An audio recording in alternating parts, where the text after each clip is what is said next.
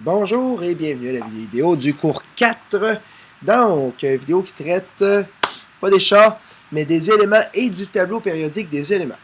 Avant de parler des éléments, on va se faire un exemple avec des fruits. Si on comprend l'exemple avec des fruits, on est bon pour comprendre l'exemple avec des éléments.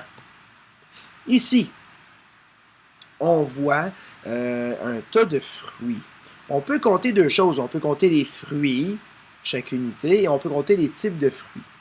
Donc ici, on peut dire qu'il y a plusieurs fruits. T'sais, on voit au moins 5 bananes, on voit au moins 3 pommes, on voit au moins 3 ou 4, 5 oranges. Donc il y a plusieurs fruits. C'est l'équivalent de dire qu'il y a plusieurs atomes. Un atome, c'est une petite boule de particules. Un fruit, ben, c'est une petite boule de sucre. On peut aussi dire qu'il y a plusieurs types de fruits. Il y a des bananes, des pommes, une mangue, un orange. J'en ai déjà compté 4. Donc, quand on parle des types de fruits, on parle justement du nombre d'éléments, c'est le nombre de types d'atomes.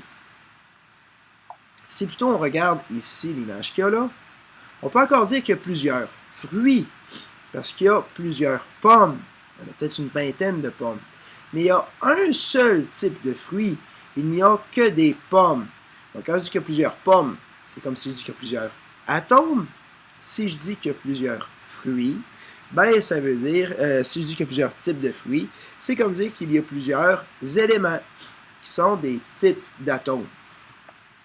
Ici, c'est un exemple plus simple. J'ai un seul fruit. Quand on a un seul fruit, on a forcément un seul type d'atome. Maintenant, si on regarde la définition qui est là, qui est à prendre dans les notes, un élément, c'est une substance qui ne peut pas être séparée en d'autres substances par des moyens chimiques. C'est ce qui s'est passé dans notre expérience. En classe, quand on a fait l'électrolyse de l'eau, on a pris l'eau puis on l'a séparée en deux substances. Donc l'eau n'est pas un élément. On a obtenu de l'hydrogène et de l'oxygène. Chacun de ces deux gaz-là, on ne peut pas les reséparer. Si je prends tout l'hydrogène que j'ai obtenu, je ne peux pas le reséparer en autre chose. J'obtiens toujours de l'hydrogène puis de l'hydrogène, je ne peux pas obtenir d'autres choses. Donc, exemple, l'hydrogène, c'est une substance qui ne peut pas être séparée en d'autres substances. C'est donc un élément, contrairement à l'eau, qui n'est pas un élément, je peux la défaire en d'autres substances. Un élément, c'est formé que d'une seule sorte de particules. Exemple, si on dessine, oups, on revient ici. Oh, je ne peux pas dessiner ici. Donc, j'ajouterai des dessins. Regardez, on va faire les dessins en classe, tout simplement au prochain cours. Donc, si on regarde de l'hélium, dans l'hélium, il y a une seule lettre majuscule, He, donc un type d'atome.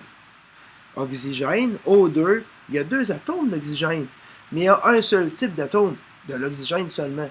Donc, on appelle ça un élément également. Je mettrai même au défi de faire le dessin qui va là. Pour le prochain cours, on va le corriger ensemble. Maintenant, le composé, c'est le contraire d'un élément. C'est quand une substance est formée de deux ou plusieurs éléments. Justement, l'eau est un composé parce qu'on peut défaire l'eau en d'autres substances.